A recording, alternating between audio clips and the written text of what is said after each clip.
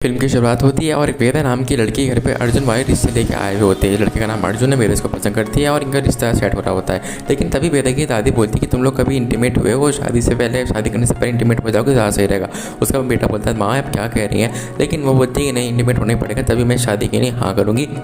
और अगर इंटीमेट नहीं होते हैं तो कैसे पता रहेगा कि ये दोनों आपस में खुश है या नहीं है। दादी ऐसा बोलती है और वेदा बोलती है ये क्या हो रहा है। फिर वो अर्जुन और वेदा को एक अलग रूम में शिफ्ट कराती है। वेदा बोलती है दादी मुझे बड़ी शर्म आ रही है, लेकिन वो बोलती है नहीं, जब बेटा तुम्हारी दादाजी से मेरी शादी होने वाली थी, हमारी अरेंज मैरिज थी, मैं शादी से पहले बहुत कुछ किया था, तो तुम भी जाओ और जाओ करो, मज़े से इन्जॉय करो। तो वो बोलती है कि ठीक है दादी मैं ट्राई करती हूँ। फिर इसके बाद वेदा और अर्जुन दोनों रूम में जाते हैं और आराम से सीन वगैरह में जाते हैं। फिर उनका बेटा बाहर आता है, कहता है अपनी माँ से माँ आज आप शादी टुटवा ही दोगे, लेकिन वो बोलती है नहीं बेटा ये पता लगना ज़रूरी है। वेदा बड़ी बुद्धि भी आती है, खुशी खुशी आती है, बोलती है कि नहीं मैं बहुत खुश हूँ दादी जी, प्लीज़ हमारी शादी करा दीजिए। और फिर फाइनली इन दोनों की शादी सेट हो जाती है बगैर किसी दिक्कत के। दोनों काफ़ी बार इंटीमेट होते हैं, शादी से पहले कई हज़ार बार इंटीमेट होते हैं। और फिर इसके बाद इनकी शादी सेट हो जाती है और फिर इनकी स्टोरी यहाँ पे खत्म होती है। फिर कहानी शिफ्ट होती है कि इसी नाम की लड़की की तरफ, एक अच्छी खासी इंडिपेंडेंट वूमन है। जब एक दिन वो घर पर आती है, वो देखते हैं कि उसकी मेड जो है उसके घर में उसी के बेड पे किसी आदमी के साथ में इंटीमेट हो रही है, मतलब।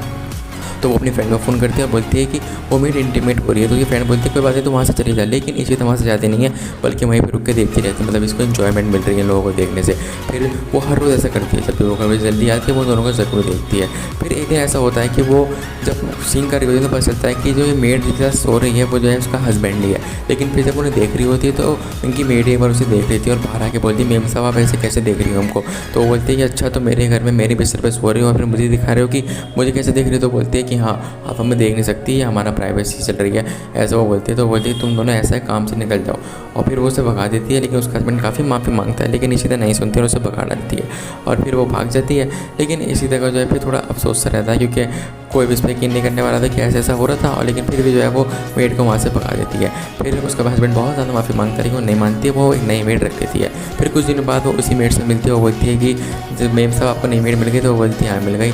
और उसे बोलती है मेड से क्या तुम्हें काम मिल गया, तो वो बोलती है हाँ मुझे काम मिल गया। वो बताती है कि मेम साहब मैं जानती हूँ कि आप हमें देखती थी, लेकिन मैं कुछ कहती नहीं थी, क्योंकि ऐसे आपको भी मज़ा आ रहा था और हमें तो मज़ा आ ही रहा था। फिर वो बोलती है कि ठीक है तुम कल से दोबारा से कहने लगो, और फिर इस जगह दोबारा ये देखना चालू हो जाता है। फिर कहानी शिफ्ट होती है एक विजय नाम के आदमी पे। वो आराम से अपनी शादीशुदा होता है, लेकिन अपनी गर्लफ्रेंड से वीडियो कॉल कर रहा होता है, असल में अपनी वाइफ को चीट कर रहा होता है। और ये बहुत ही बड़े फादर इन लॉ के ससुर जी जो है उससे कंपनी का CEO बना के रखे हुए हैं। फिर जब वो वीडियो कॉल कर रहा होता है तभी उनके पापा जी का कॉल आता है। वो बोलता है कि तुम्हारे पापा मुझसे काम ही करवाते रहते हैं, मुझे CEO तो बना दिया, लेकिन हर मुझसे मीटिंग ही करवाते रहते हैं। तो बोलती है शो बनाओ कि तुम CEO हो, अब सुकून से ज़िंदगी काटते रहे हो। फिर इसके बाद उसका ध्यान अपनी गर्लफ्रेंड होता है, तो उसका एक्सीडेंट हो जाता है। फिर इसके बाद वो कॉफ़ी शॉप में जाता है थोड़ा आराम करने के लिए। जहाँ पे वो कॉफ़ी शॉप में जाता है वो एक शांति को देखता है, वो जो है बॉडी लोगों के साथ बात कर रही होती है। असल में शांति इसकी एक्स गर्लफ्रेंड थी और ये प्रेगनेंट भी थी इसकी बेबी से।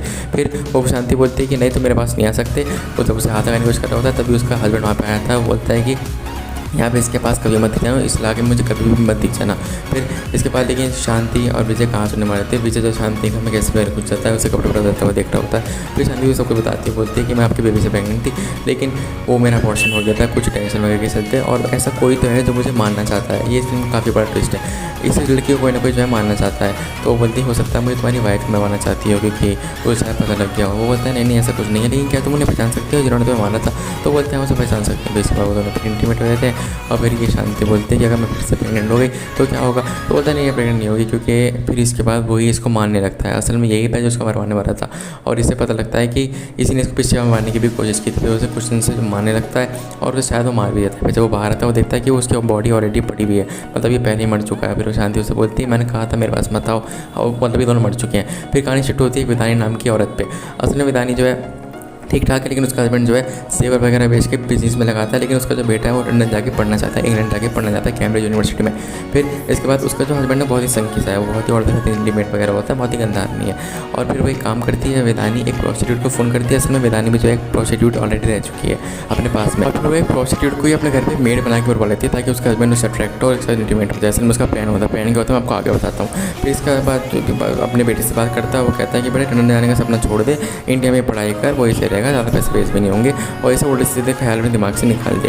फिर इसके बाद जो है इसका हस्बैंड वेदानी से मिलता है, उसे मारता है। वो कहता है कि मैं कुछ जो चाहूँगा करूँगा, मुझसे मत धोखा करो। फिर इसके बाद उसका हस्बैंड जो है एक मेड के क्लोज जाने की कोशिश करता रहता है और उसके साथ इंटीमेट होना चाहता है, लेकिन असल में सारा प्लान जो है वेदानी का था। असल में वो जो लड़की उसे एड्स हो रखा था, वो सोचती है कि अब उसका हस्बैंड को एड्स हो जाएगा, लेकिन असल में उसका हस्बैंड इंटीमेट हुए नहीं था, बल्कि उसका बेटा उसके साथ शादी मूवी खत्म हो जाती है।